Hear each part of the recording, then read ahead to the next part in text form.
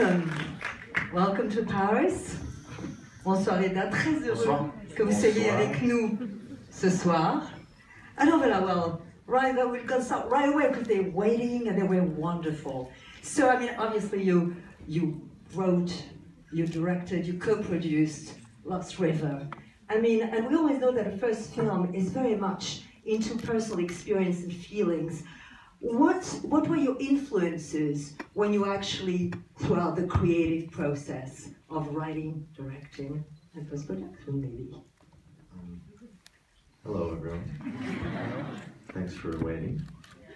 Well, it's sort of, you know, I'm from Canada, and I hope that's all right. And, you know, growing up in Canada, I had a real romantic idea of America, and specifically Detroit, because I kind of grew up, you know, near it.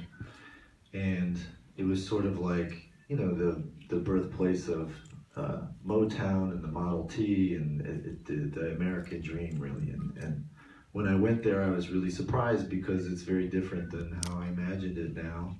And there's like 40 miles of abandoned neighborhoods, and within those neighborhoods, there's families trying to, you know, hold on to their homes, and meanwhile, their neighborhoods are being sort of burnt down and torn down around them. So I wanted to make it felt to me like that American dream had sort of turned into a nightmare for these people, and so I thought I would like to make a film about that.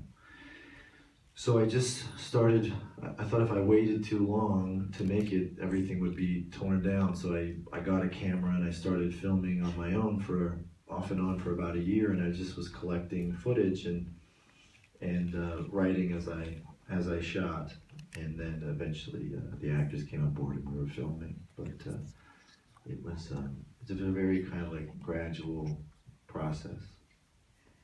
Alors c'est vrai que d'abord merci de nous avoir attendus. Voilà, vous savez que je suis canadien, j'espère que c'est ok d'ailleurs avec vous. Et c'est vrai que quand j'ai grandi là-bas au Canada, eh bien j'avais cette idée très romantique de l'Amérique. Surtout, je pensais à Detroit, qui était une ville très proche de là où j'ai grandi. C'est quand même le berceau de Motown, de la 40, de l'American Dream, bien sûr. Et je dois dire que lorsque j'ai découvert Détroit plus tard, eh bien j'étais très surpris, car l'image que j'en avais ne correspondait pas du tout à la réalité. Parfois, on parcourait 70 km sur des terres où il y avait très peu de familles, qui s'accrochaient à leurs maisons, qui souvent étaient détruites, brûlées. Donc c'est vrai que j'avais la sensation que le rêve américain était surtout devenu un cauchemar pour ces familles-là. Alors c'est vrai que lorsque j'ai voulu aussi montrer ce qu'était Détroit en ce moment. Alors donc un an avant de tourner le film, j'ai acheté une caméra, je m'y suis rendue assez souvent en repérage. Et donc en fait les visuels que j'ai tournés à ce moment-là, eh bien on nourrit bien sûr à la fois l'écriture du film et puis bien sûr le style du film plus tard. Et donc je dois dire que ce processus créatif a été extrêmement graduel et organique. Alors, thank you. Alors voilà, alors évidemment, there's something that really is striking when I think they all realize that when they watched your movie, is that your character have names as in fairy tales relating to what they do. I mean, bully, rat, face, etc. And there's a song by John Joel, I mean, about like the big bad wolf. There's a bad curse, and Detroit felt very much like a damsel in distress. Why did you want to give it sort of a fairy tale frame? Moi, je disais que vous avez remarqué que les personnages ont les noms un peu comme dans les contes des fées des frères Grimm, vous savez, où on les appelle rats, méchants, bourrés, etc. Ça, c'est typique du conte de fées. Il y a même évidemment Johnny Joel qui chante à un moment Bad Big Wolf, le grand méchant loup. La ville de Détroit, sur laquelle il y a comme ça une malédiction, qui est un peu la demoiselle en détresse. Donc moi, je voulais savoir pourquoi Ryan Gosling avait choisi cette forme, la structure d'un conte de fées pour parler justement de ses rêves détruits. Well, there's something very surreal about being in those neighborhoods, and there's something, when you see the way some of these families are living, it feels like, you know, if you spend any time there, you could see how they could feel like they were sort of the last people on earth, you know, and it has has a Twilight Zone quality. It had a fairy tale, dark fairy tale quality. It just lended itself to fantasy. I mean, it's so hard to believe that it's real, you know. And I just felt like, as opposed to sort of telling their story in a literal way, where just keeping it specific to Detroit, I felt like it would make it more accessible to more people to access the emotion of those characters if it wasn't about some sort of, you know, economic collapse. But I also wanted to see it through the lens of these two kids growing up in this place, and that they would have this romantic idea of why this was happening to them, because if that it was a spell, you know, that would make it seem important somehow, and that at least if it was a spell, it would be something that they could do something about. Maybe they could break it. But I wanted to see it through that sort of teenage, really hyper-romantic lens. Alors c'est vrai que lorsque vous vous promenez dans ces quartiers, il y a quelque chose de très surréaliste, parce que vous voyez ces familles entières, et on a l'impression quand on s'y promène que eux-mêmes se sentent presque les derniers habitants sur cette terre. Et il y a une impression, en tout cas que moi j'ai ressenti un petit peu, de Twilight Zone, la 5e dimension. On est aussi dans le conte de fées sombre. Et c'est vrai qu'on a du mal à se dire que ce qu'on voit existe réellement. Alors je ne voulais pas faire un film qui soit spécifique de Détroit. Je voulais que les publics du monde entier comprennent plutôt l'émotion que j'ai ressentie et que j'ai vue là-bas. Donc il ne s'agit pas tant d'une connotation économique de Détroit, c'est vraiment le point de vue de deux adolescents qui grandissent là et qui ont donc besoin, pour grandir, de cette idée romantique que s'il y a un mauvais sort qui peut être levé, cela donne de l'espoir. Et c'est en cela que ce film, c'est vraiment avant tout le regard de deux adolescents qui croient qu'ils sont dans un conte de fées.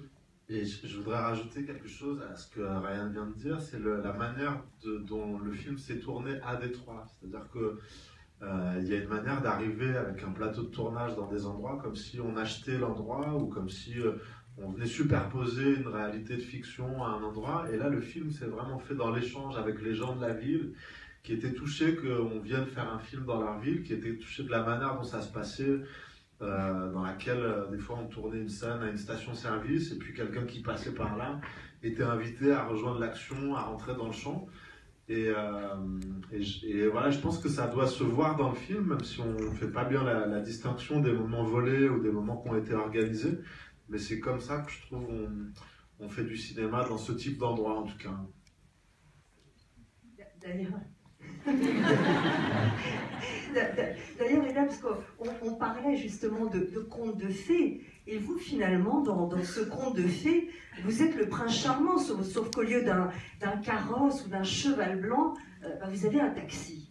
Mais justement, comment avez-vous appréhendé ce rôle si subtil, si silencieux, mais si essentiel, puisque vous êtes le sauveur, le prince?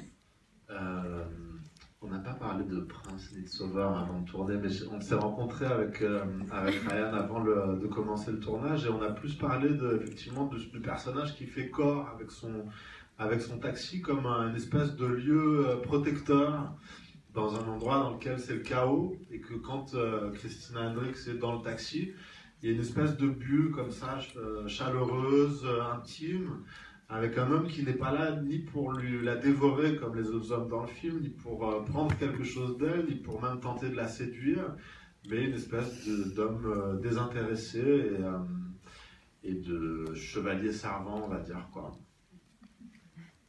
Et ça, c'est vraiment... quand on lit le scénario, il y a ce qui est écrit, puis après, il y a toute l'histoire que raconte le metteur en scène avant de tourner, et c'est cette matière-là qui nous sert après à raconter un personnage. Alors voilà, maintenant que nous avons parlé conte de fées, tournage, personnage, la parole est à vous, profitez-en. Alors, première question, je vois micro, ben voilà, tenez, par exemple, commence par une demoiselle. Voilà. Hello Ryan, hello Reda, nice to meet you. I have a question about the place of work of Christina Hendricks. It reminds me the Grand Guignol, bloody theater show in Paris. I wanted to know, why did you use that storyline? How did you heard about it?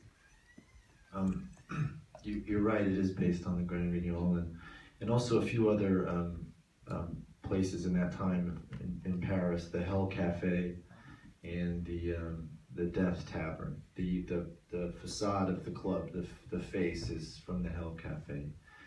And you know, the idea was I had spent time in Detroit, but also like in a hurricane situation, post-hurricane, and those environments tend to attract, you know, anyone who has a dark fantasy that they'd like to try and get away with, gravitate towards these type of areas because there's nobody watching, and so they sort of attract the sort of the darkest nature of people, and they also, because nobody's watching, your darkness comes to the surface, you know. So I wanted to find a way to incorporate that into this world, but not in a kind of like a more fairy tale sort of setting. So we started doing some research and started reading about the Grand Guignol, and it felt like we could create a place that was sort of in that vein where people could exercise their darkness, you know.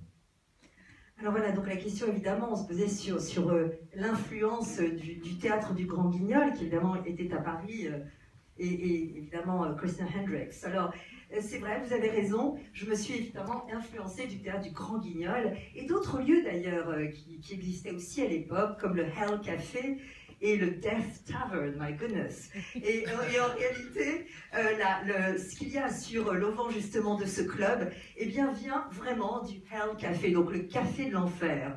Et c'est vrai qu'à l'époque, lorsque j'ai décidé de tourner à Détroit, j'ai aussi pensé à ces lieux qui sont en fait qui suivent la tempête, en fait, l'ouragan, sont des lieux évidemment dévastés, et souvent dans ces lieux-là, eh bien on se rend compte qu'il y a des personnages qui aiment graviter et donner libre cours à leur part plus sombre. Et souvent, on trouve dans ces endroits de tels lieux où justement, on peut s'adonner à ses instincts les plus bas ou les plus sombres parce que justement, personne ne regarde. Et donc, j'ai voulu évidemment intégrer cette dimension, cette noirceur, la faire aussi remonter à la surface, l'intégrer évidemment à la structure du conte de fées. Et donc j'ai fait une recherche effectivement sur le théâtre du Grand Guignol de Paris, et j'ai donc voulu montrer ce lieu où la nature sombre de l'homme eh bien, pouvait exister. Autre question, par là peut-être. Où vous voulez. Bonjour. D'abord, j'aimerais vous remercier d'être là aujourd'hui pour la presse et les blogueurs et le public aussi. J'aurais une question pour Ryan et aussi pour Reda. La première question pour Ryan, c'est qu'est-ce qui vous a donné envie de faire de la réalisation après vos rôles en tant qu'acteur? Et Reda, ma question, ce serait qu'est-ce qui vous a donné envie de jouer justement dans le film de Ryan Gosling? Merci. Merci beaucoup. Oui, voilà, Reda. Alors, donc, première question, donc, qu'est-ce qui vous a donné envie de jouer dans ce film, dans cette rivière perdue? J'ai aimé le scénario, tout simplement. J'ai aimé le script. J'étais étonné de recevoir le scénario de la part de Ryan Gosling. J'étais même étonné qu'il sache qui j'étais. Et dans ces moments-là, j'avais beaucoup d'admiration et de respect pour lui en tant qu'acteur, et je sentais que c'était quelqu'un qui avait un univers artistique qui dépassait juste l'image qu'on pouvait en faire, ou voilà, un acteur qui joue dans des films. J'avais entendu sa musique, et dans ces cas-là, on espère que le scénario va être bien, parce que si c'est pas bien, c'est encombrant, quoi. Et j'ai adoré le scénario, j'ai adoré l'idée d'un conte noir qui s'inscrit dans le réel. Et il n'y avait pas beaucoup de lignes de dialogue, mais je savais qu'il donnerait sa chance à chaque personnage. Donc, après, le plus long, ça a été de faire le visa pour aller travailler. Voilà. Et en fait, you're right. I mean, the first part of the question was I mean, with such a successful career as an actor, what gave you the wish, the will to finally go behind the camera? you know, it's good job security, I think. If they stop hiring me for things, I'll just hire myself. So I think I got that in my pocket. And, you know, it wasn't really a choice to just go and direct, you know, it just sort of came from being in Detroit, seeing these families, feeling, you know, compelled to start shooting. You know, there's so many, you know, historic buildings that were being torn down that I just felt like I wanted to shoot them. And then just being in those neighborhoods and spending time there, I really started to get lost in this strange reality of some of the people that are living there. And the more I was there, the more I felt like there was something really, you know, heartbreaking and kind of universal and beautiful about how they were staying and not leaving and sort of, in a way, going down with the ship. And there's something very, like, everybody, this is Hello! He didn't come all the way from Detroit, did he? Polo? Polo? Polo! Welcome, Polo! Yeah. He's going to be the star of our next movie. Voilà, c'est la star de son prochain film. Alors en fait, voilà, c'est vrai que, évidemment, en plaisantant, c'est vrai que, du coup, maintenant, je suis sûre de toujours travailler, parce que si je ne suis pas engagée en tant qu'acteur, moi, je peux m'engager moi-même dans mes propres films, évidemment. Je plaisante. Mais c'est vrai que je n'ai pas vraiment choisi d'être réalisateur sur ce film. Simplement, lorsque j'ai vu Détroit, lorsque j'ai vu ces familles, eh bien, il y avait une forme d'urgence et d'obligation pour moi de montrer ça, d'en témoigner. Et vous savez, quand on voit des immeubles historiques qui sont détruits, lorsque l'on se promène dans ces quartiers, eh bien, il y a un sentiment étrange finalement de se perdre dans une réalité singulière.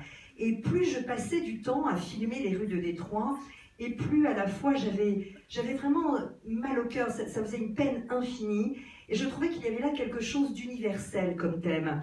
Et il y avait quelque chose aussi que je trouvais très beau dans ces familles ou ces personnes qui, au lieu de partir, décidaient sciemment de rester. Voilà. Et Polo est arrivé. Voilà. Alors, autre question. Moi, j'aimerais bien des questions là-haut. Let's talk to you guys. Alors, mademoiselle. Hi, thank you so much for coming, both of you. Bravo Reda Kateb pour votre César, ça m'a fait très plaisir. Oui, Reda, on applaudit, on applaudit.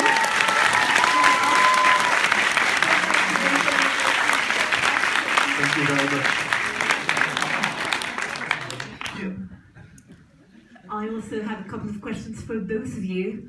The first for Ryan Gosling would be about inspirations, because I think I've seen references to David Lynch, to De Palma, to Kubrick, maybe, and maybe you could say a few things about it.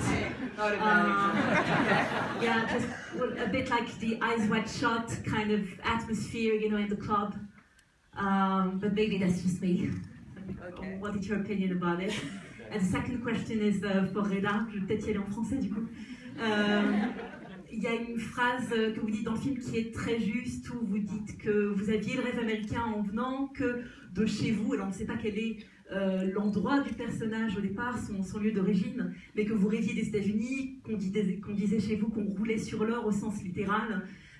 Est-ce que vous aviez ce sentiment-là à propos des États-Unis avant d'y aller, et quel a été votre sentiment à vous? Merci.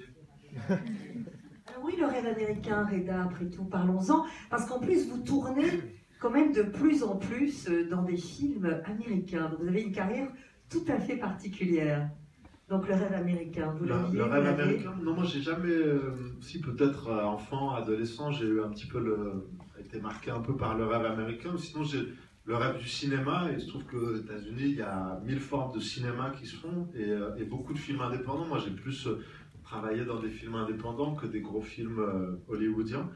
Mais cette phrase, c'est marrant, cette phrase dont vous parlez, parce que dans le film, parce que moi, c'est des choses qui sont venues dans des improvisations qu'on a faites, où on a roulé, on a pris le temps de laisser venir des choses, et c'est plus les immigrés d'Algérie qui m'ont raconté que certaines personnes qui sont arrivées il n'y a pas si longtemps, qu'ils avaient cette image de la France. Donc ça peut vraiment se transposer en fait, et l'idée de ce personnage est un exilé qui pourrait venir de plein d'endroits et qui pourrait être tombé dans plein d'endroits. Il se trouve qu'il est à Détroit. Et ce grand malentendu en fait qui est de penser que ce sera facile ailleurs. Et puis après c'est nourri par les rencontres avec les gens de Détroit. Je me souviens avoir pris un café et un taxi, pardon, j'ai besoin d'un café. Oui, un café d'urgence. Un taxi avec un homme africain et qui me racontait cette chose-là. Voilà, j'ai pris ces choses de ces endroits-là. Ce qui était beau dans le travail avec Ryan, c'est qu'il y avait vraiment la place de ça, la liberté, pas de faire de l'impro pour faire du blabla, mais de chercher ensemble à inventer des choses et puis de se sentir à la fois libre et guidé. C'est simple, mais c'est très rare en fait. Voilà, Ryan Gosling, being told what a great director you are. But in fact, the lady was saying that she saw inspirations. David Lynch, she quoted Brian De Palma, or Eyes Wide Shut, Stanley Kubrick. You agree? You disagree? Are there influences? Maybe. We were going for more of a Goonies kind of vibe.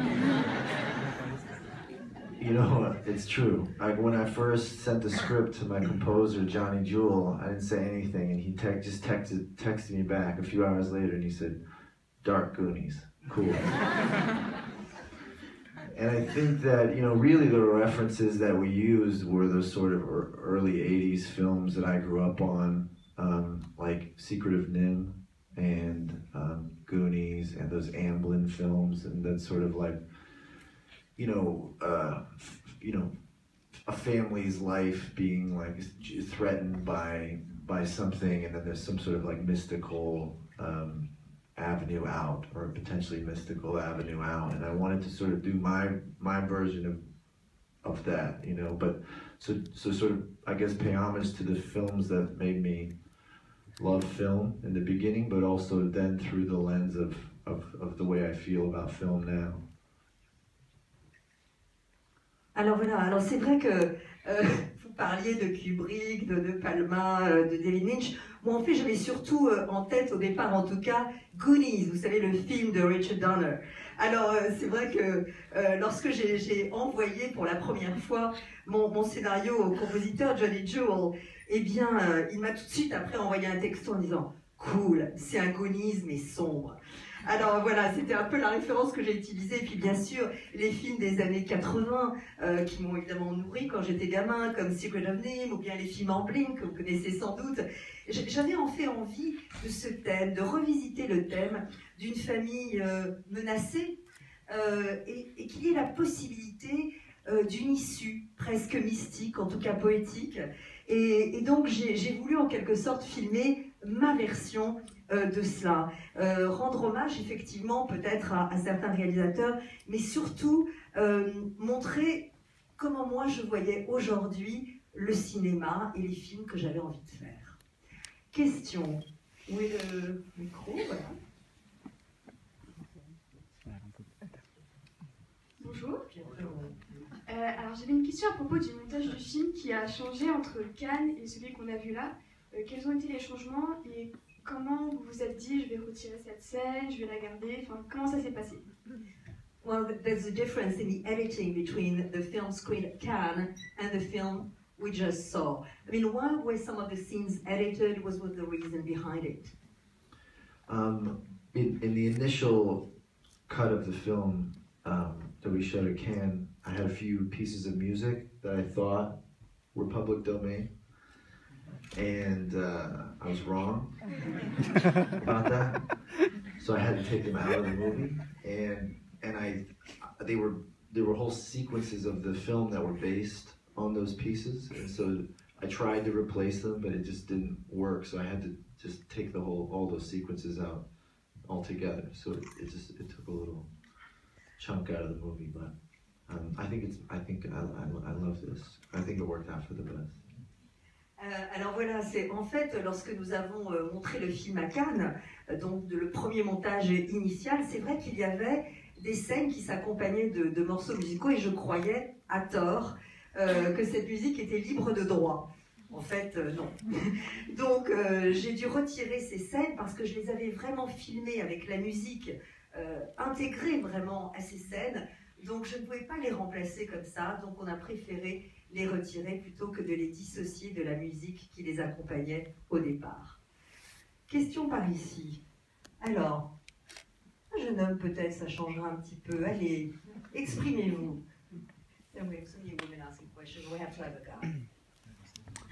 Bonjour. Bonjour. Merci pour le film déjà. Je voulais savoir, le film a une dimension très, toujours à la lisière du fantastique, de l'onirisme, etc. Je voulais savoir si c'était un choix dès le départ de partir sur ce type de cinéma pour renforcer la dimension sociale et pour la rendre plus lourde, ou si c'est venu au fur et à mesure de l'écriture, parce qu'il y a beaucoup de références au cinéma fantastique avec Barbara Steele, au giallo italien, etc. Et merci encore. Well, there is in your movie, obviously, a lot of this, what we call the fantasy dimension or the onirical dimension. Was it something that you wanted from the start, in a way, to sort of talk about the social reality as well? Or is it something that grew on organically on you, this fantasy aspect? And there are obviously some tribute when we see, you know, Bella and all that, you know, characters. Obviously also Barbara Steele as a tribute, maybe. So we'll see. Yeah, well, the idea was that this family was, you know, sort of trying to hold on to this dream, and that right outside of their door was a nightmare. And so the exercise in the movie was to try and make the film feel like a dream turning into a nightmare, and to try and find a way to walk the line between fantasy and reality in the way that they're sort of living in. But never go completely into fantasy. So always try and root it as much as we could. In a way that we found to do that was to always incorporate people from the neighborhood and try and bring them into the narrative. So, and it heightened the surreal quality of it for us. You know, this is one of my favorite scenes in the movie, is this gas station scene where this woman comes and she starts dancing with Bully. And, you know, that was a gas station where, you know, there wasn't a gas station for another like 20 blocks or something, and I think they were selling something else at that gas station under the counter that people really wanted. And we were shooting there and they couldn't get it and they were getting angry. And so at a certain point it got tense. It was sort of like, what's gonna happen? So we just said, well, just let them in the film, you know? And the actors were so good. I mean, Retta had to do it as well, and they did it so beautifully, where they just sort of pulled these people out of Detroit and into Lost River. They pulled them into the fantasy, and it's sort of, you started to get this sense that the actors were working without a net, you know, and you knew that there was like an element of danger to it, and there was, because we didn't know these people and we didn't know what they were capable of, but they were so charismatic, and they were living in this surreal world for real. And so that to me is when the film, you know, really started to have its own identity for us, which is that it was really a blend of the fantasy and the reality in the way that we were looking for. Alors c'est vrai que il y a cette dimension, bien sûr. Je voulais surtout montrer que cette famille qui finalement voulait absolument s'accrocher finalement à son rêve, alors que dehors c'était le chaos et le cauchemar, eh bien je voulais traduire ça dans mon film en montrant aussi que tout devait avoir l'apparence d'un rêve, parce que c'était la façon dont ces gens-là vivaient, dont ces deux adolescents vivaient, c'est-à-dire qu'ils sont sans arrêt sur cette ligne fine entre la réalité et le monde du fantastique ou de la fantaisie. Et je voulais en même temps, bien sûr, ancrer ce rêve dans une réalité. Et ce qui, pour moi en tout cas, était un moment très fort, c'est à certains moments que vous avez peut-être repéré, eh bien nous avons intégré dans le film des personnages et des habitants même de Détroit. Par exemple, il y a cette scène de la station-service. Vous savez, parfois, c'était la seule station-service d'ailleurs sur 20 blocs. Hein, donc elle était là vraiment au milieu de nulle part. Et puis cette scène où soudain il y a cette vieille dame qui arrive et soudain Bully danse avec elle. Et puis il s'est passé quelque chose où on a senti qu'une tension montait, parce qu'en fait dans cette station-service se vendait probablement quelque chose d'autre que de l'essence. Et on a senti qu'il y avait des gens qui étaient là pour acheter d'autres choses. Il y avait une tension qui grandissait. Et finalement, j'ai dit, mais attendez, qu'ils viennent, qu'ils soient intégrés dans notre film. Et donc, ils m'ont permis finalement de, en quelque sorte, de façon imaginaire, de les emmener du détroit où ils habitaient vers ce Lost River que je filmais. Et ils ont donné une dimension extraordinaire au film. Pour moi, ils étaient à la fois dangereux, puisque je ne savais pas qui ils étaient, d'où ils venaient ou quelles étaient leurs intentions, mais en même temps, ils avaient un tel charisme, un tel pouvoir, que d'intégrer ces habitants de Détroit dans mon film, soudain, à ce moment-là, a conféré une identité particulière à mon film, c'est-à-dire ce lien si étroit entre réalité et fantaisie. Question, là-bas. Hi. I'm going to talk again about the references because I thought a lot about old films from the 1920s and mostly about a Canadian guy who's named Guy Maddin. I don't know if you've seen any films of them, like The Saddest Music in the World, because it also talks about some point in history where the world, the economy has gone to ruins and it's actually wearing on the people. And we have places like that Hell Cafe where people go to drink their sorrows away and do all kinds of weird stuff. So my first question is, have you seen that? And the second one, which may be more interesting, you have two kinds of films, plot-driven and character-driven. But can we say that this film is location-driven? It's the town that drives the story and not the people, and maybe you could come back to that town and tell other stories about that? Voilà, alors c'est une question double. D'une part, est-ce que Ryan Gosling a eu, entre autres, comme référence Guy Maddin, qui est un réalisateur canadien, qui en particulier fait The Saddest Music in the World, la musique la plus triste du monde, où justement on parle de l'influence terrible de l'économie sur, évidemment, la vie des gens. Et d'autre part, deuxième partie de la question, ce film, Lost River, est à la fois un thriller, mais aussi un film où les personnages ont une importance réelle, mais surtout, la ville semble presque être le personnage principal qui draine tout à elle. Voilà, donc c'était une question double. Ryan. I have seen Saddest Music in the World. Yeah. Yeah. Great movie. And Canadian. So, you got any Canadians in the house? Il y a des Canadiens parmi vous? Oui? That's fine. Just lie to me. Somebody lie to me. And then in terms of location, I think it ended up becoming a world, you know? I mean, we wanted, that's why we called it Lost River, that in the end, I think you said it beautifully, that Lost River is the damsel in distress in this fairy tale.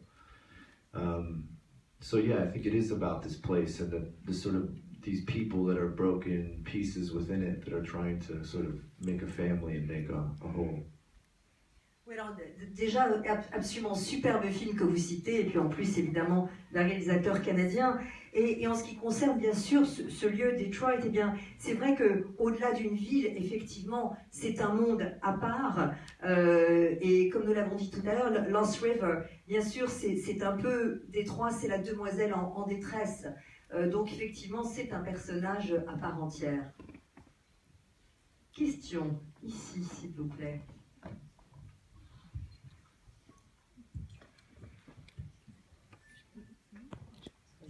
Et après on reviendra là-bas.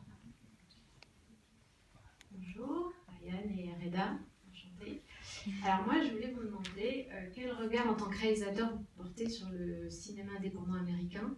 Est-ce que c'était important pour vous de le défendre, notamment à travers Lost River? Et Reda, en tant qu'acteur, justement, comment s'est passée votre expérience dans le cinéma indépendant américain? Est-ce que c'est vraiment différent du cinéma d'auteur français? Comment vous l'avez vécu en tant qu'acteur? Et je voulais aussi vous dire que vous êtes magnifique dans l'Astragale qui sort mercredi. Voilà. C'est vrai. Alors voilà donc, Reda, allons-y.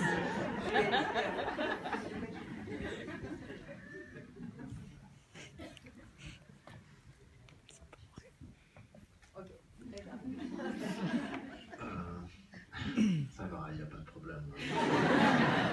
Il n'a rien dit sur toi. Non, je trouve qu'il y a plein de manières de faire du cinéma ici, aux États-Unis, et j'imagine dans plein de pays dans lesquels j'ai jamais tourné. Et il y a plein de manières de faire du cinéma indépendant, quoi. Moi, celle que je préfère, c'est celle-là dont je vous parlais tout à l'heure, qui est de se glisser dans des lieux, de choisir des endroits et de raconter nos histoires avec les gens avec lesquels on tourne, avec les endroits qu'on traverse. Et ça, je l'ai trouvé complètement sur Lost River. Mais je serais absolument incapable de faire des généralités sur le cinéma indépendant, si ce n'est que il y a une liberté. Il y a une liberté, mais ici aussi, il y a des endroits où on est plus libre que dans d'autres, quoi. Et voilà, plein de manières de pratiquer ce sport. Well, how do you practice that sport? Alors, independent cinema and you, I mean, what's your take on American independent cinema? Well, I like it. And I mean, I had a good experience with it. One of my first films was, I did a film called The Believer, which was about a Jewish Nazi, and I was 19 or something. And, you know, for me, it was just a great experience because we worked, you know, it was a very small crew, and we were able to tell this story that was very strange and challenging and, you know, not for everyone, and that was okay, and we weren't expecting to make a big hit. We just wanted to tell this story, and that there were these festivals where we could take them and sort of help, you know, find the audience for it. And so, you know, and then I tried making some bigger films afterwards, and it was a very different experience. And I always sort of, you know, I guess maybe it's because that's how I started or what, but it's just something I kind of crave, you know, even though it's fun to make big movies, and there's just a part of you that, you know, that always wants to kind of go back and have that kind of, you know, not just independent, but sort of like student film mentality, you know, where you're just experimenting and you're trying things and you're all sort of trying things together. And it's a very different environment, and a lot of times you get, that's where those are the movies that really stay with you. Alors en fait, c'est vrai que j'aime beaucoup évidemment le cinéma indépendant parce que j'y ai toujours eu des expériences formidables. Je me souviens d'ailleurs vraiment d'un de mes premiers films en 2001, c'était Danny Ballant, où justement c'était un film totalement indépendant sur évidemment un adolescent et sur le nazisme évidemment. Donc c'était un sujet difficile, étrange, qui était un vrai défi parce que on savait que ça allait pas être un film grand public, mais on s'est battu, on est allé dans des festivals, on a été chercher le public, et c'est vrai que après, bien sûr, j'ai tourné dans des films qui étaient des plus grosses machines, mais ça n'a jamais été pour moi aussi finalement fort que cette expérience-là. Peut-être parce que je crois que on a toujours envie de revenir finalement à ses fondamentaux, et c'est vrai que ce n'est pas tant le fait que je n'aime pas les grands films ou le cinéma grand public, mais c'est vrai que pour moi le cinéma indépendant c'est le lieu où on peut expérimenter, être vraiment être un peu cet esprit presque d'étudiant, et ça j'adore, Polo aussi d'ailleurs, et c'est ça qui évidemment me plaît dans ce cinéma-là. Alors, dernière question, alors, bon, de ce côté-là, absolument. Bonjour, avec Dead Man Bones, vous évoquiez déjà la cité engloutie avec Buried in Water. Alors j'aimerais savoir déjà d'où vient cette légende, et pour Reda, comment tu as ressenti la direction artistique de Ryan? Comment ça se passe avec lui? Alors, two-part question, one for Reda. Hello. And, Vous voulez que je commence? Non, mais je suis voilà. Mais, alors Reda, en fait, donc, par rapport à la direction artistique de Ryan Gosling, pouvez-vous nous en dire un peu plus? Oui. Alors, la manière de travailler de Ryan, c'est marrant parce que je l'ai entendu dire que diriger, c'était être aussi acteur, dans le sens où on faisait semblant que tout se passait bien toujours, et qu'il y avait toujours un problème à gérer. Et c'est vrai qu'il avait l'air extrêmement détendu et qu'il communiquait du coup une énergie aux acteurs, mais aussi à l'équipe technique. Il y a une espèce de cercle comme ça autour de la caméra qui ne prend pas que ce qui est dans le champ, et je pense que en tant qu'acteur, il est sensible à ça, au fait qu'on joue quand il y a une atmosphère propice. Et donc du coup, plutôt qu'à d'être un marionnettiste un peu à distance de vous, il est dans le cercle. Il est actif physiquement comme un acteur. Il cherche avec vous les choses et en même temps, il vous laisse les créer. C'était vraiment, moi, après, j'ai eu ma petite expérience aussi de diriger un court-métrage que je viens de finir. Et j'ai essayé de retrouver ça, cette chose qui m'avait marqué chez lui dans sa manière de travailler avec les gens. De guider, mais en donnant beaucoup de liberté et surtout que les gens aient du plaisir à être là. Ça compte aussi. Merci beaucoup. Alors la deuxième partie de la question, c'était, voilà, nice things, hein? Is it the myth of the sunken city? Where does this all come from? So, when I was a kid, I saw a road going into the water, and I found out that the river that I grew up next to, they had sunk a bunch of towns in order to make that river. And this scared the living hell out of me, because I realized that I had been swimming in a river that there was ruins of a town beneath me. And it bothered me so much that I didn't want to take a bath for a long time, because if that's where the water was coming from, I didn't want to have anything to do with it. So it just was something that, that really was like in my subconscious. And when I was going around filming these neighborhoods, there's a shipwreck quality to these neighborhoods. They feel submerged. They feel like footage of the Titanic or something. And suddenly I remembered this town from when I was a kid, and the images of that town started flooding in, and the town that I was shooting became sort of melded with this idea of the underwater town.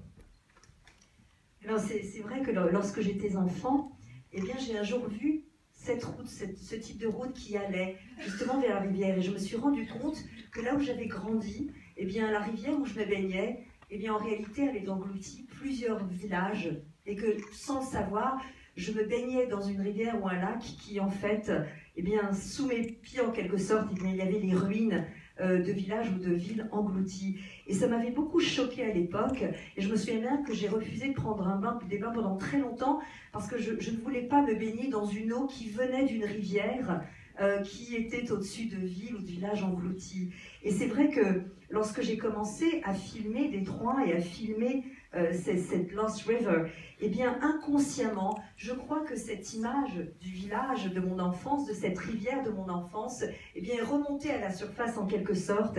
Et j'avais la sensation que lorsque je filmais les rues de Détroit et ces immeubles, eh bien c'était un peu comme des images d'épaves qui, un peu tel le Titanic, laissaient transparaître encore une forme de carcasse, mais dont la vie était engloutie. Et donc voilà, c'était finalement, puisque nous revenons finalement à l'inconscient et à Lost River, eh bien la ville de mon enfance, la rivière de mon enfance et mon film Lost River se rejoignaient ainsi dans mon inconscient et dans mon image et dans mon film. Voilà, merci beaucoup à vous tous.